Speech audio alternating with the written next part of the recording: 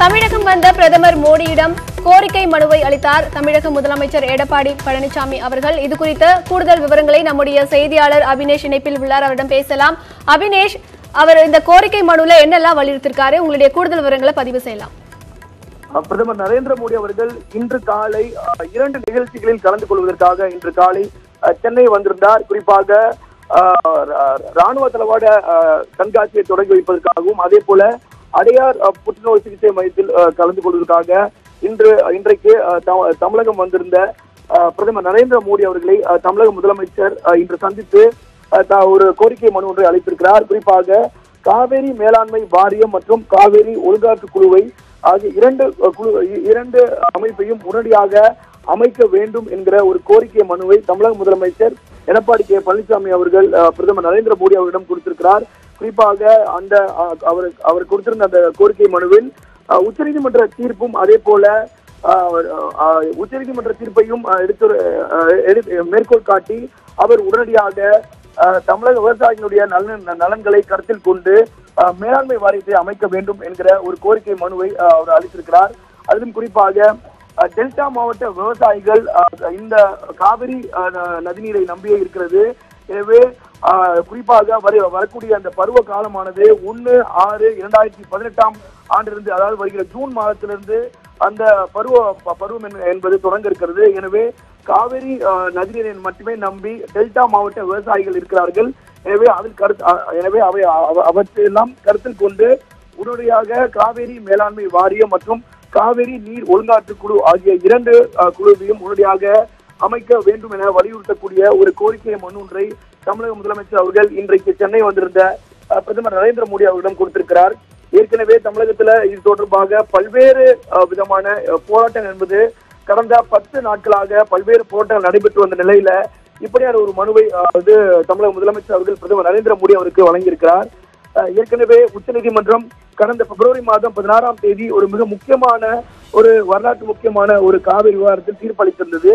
எனவே அதோடு மட்டும் இல்லாமல் உச்சநீதிமன்றம் 6 வார காலத்திற்குள் அந்த காவிரி மேலாண்மை வாரியத்தை அமைக்க வேண்டும் என்கிற உத்தரவையும் அந்த தீர்ப்பில் சொல்லியிருந்தது. இவற்றையெல்லாம் அவருடைய முதலமைச்சருடைய கோரிக்கை மனுவில் மேற்கோள் காட்டி குறிப்பாக டெல்டா மாவட்ட விவசாயிகளுடைய நலன்களை கருத்தில் கொண்டு உடனடியாக காவிரி மேலாண்மை வாரியத்தை அமைக்க வேண்டும் என்கிற ஒரு கோரிக்கை மனு ஒன்றை இன்றைக்கு தமிழக முதலமைச்சர் அவர்கள் பிரதமர் நரேந்திர மோடி அவரிடம் வழங்கியிருக்கிறார்.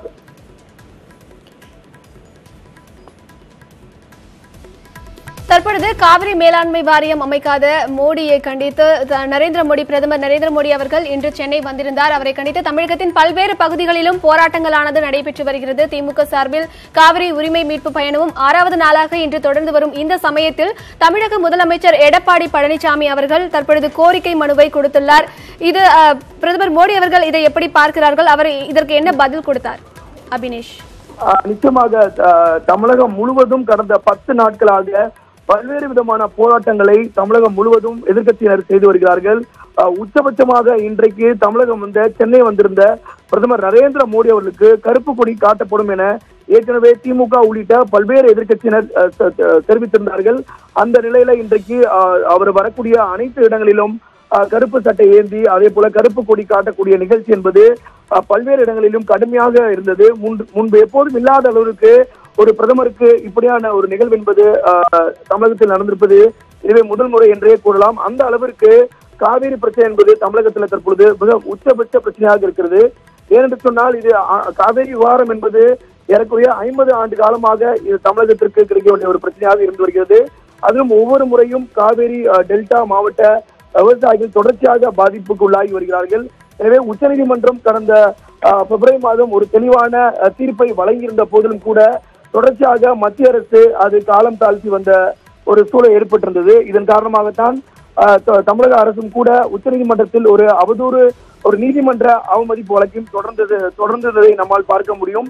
எனவே நிச்சயமாக இன்று சென்னை வந்திருந்த பிரதமர் நரேந்திர மோடியிடம் நிச்சயமாக இது குறித்து கோரிக்கை மனு அளிக்கப்படும் என ஏற்கனவே தமிழக அரசு தரப்பிலிருந்து தெரிவிக்கப்பட்டிருந்தது. இந்த நிலையில தமிழக அரசு மீண்டும் ஒரு முறை கோரிக்கை மனுவை அளித்திருக்கிறார்கள். ஆனால் இந்த விவகாரம் என்பது உச்சநீதிமன்றத்தில் இருக்கிறது. தமிழக அரசு சார்பாக தமிழக முதலமைச்சர் எடப்பாடி பழனிசாமி அவர்கள் பிரதமர் நரேந்திர மோடி அவர்களிடம் ஒரு கோரிக்கை மனு ஒன்றை அளித்திருந்தாலும் கூட இது எந்த அளவுக்கு மேலாண்மை வாரியம் அமைப்பது சாத்தியம் என்பது கேள்விக்குறி. என்று சொன்னால் அமைக்க வேண்டும் என்று மத்திய அரசு விரும்பி இருந்தால் அல்லது முயற்சி எடுத்திருந்தால் 6 வார காலத்திற்குள்ளாகவே அதுக்கான நடவடிக்கையை தொடங்கி இருக்கலாம். ஆனால் நமக்கு தெரிந்தது உச்சநீதிமன்றத்தில் ஸ்கீம் என்கிற வார்த்தைக்கு விளக்கம் கேட்டு ஒரு மனு ஒன்றை மத்திய அரசு அளித்திருந்தது. எனவே இப்படியெல்லாம் இருக்கக்கூடிய ஒரு சூழலில் தமிழக அரசு தொடர்ச்சியாக சட்ட ரீதியாக இந்த காவிரி விவகாரத்தை முன்னெடுத்து செல்கிறது. அந்த அடிப்படையில இந்த கோரிக்கை மனுவையும் நாம் அப்படித்தான் பார்க்க வேண்டும்.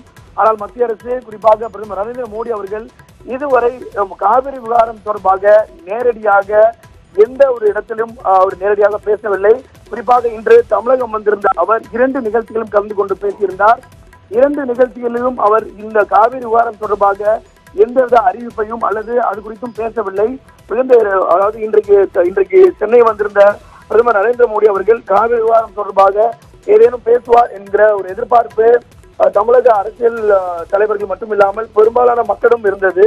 ஆனால் பிரதமர் நரேந்திர மோடி அவர்கள் காவிரி விவகாரம் தொடர்பாக எந்தவித பேச்சிலும் அவருடைய 2 நிகழ்ச்சிகளும் பேச்சிலும் அமையவில்லை. எனவே அப்படி இருக்கும் பொழுது நிச்சயமாக இந்த கோரிக்கை மனு எந்த அளவிற்கு மத்திய அரசு செவிசாய்க்கும் என்பதை நாம் பொறுத்திருந்தான் பார்க்க வேண்டும். மே 3ஆம் தேதி மத்திய அரசு உச்சநீதிமன்றத்திற்கு ஒரு வரைவு ஒன்றை ஸ்கீமை ஒரு வரைவாக டிராப்டாக முன்னெடுத்து சமர்ப்பிக்க வேண்டும் என்கிற ஒரு உத்தரவை தெரிவித்திருக்கிறது. எனவே மே 3ஆம் தேதி வரை இந்த காவிரி விவகாரத்தில் ஒரு பெரிய அளவிற்கான முன்னேற்றம் என்பது மத்திய அரசு தரப்பிலிருந்து இருக்காது என்பதுதான் தற்போது இருக்கக்கூடிய நிலையாக இருக்கிறது.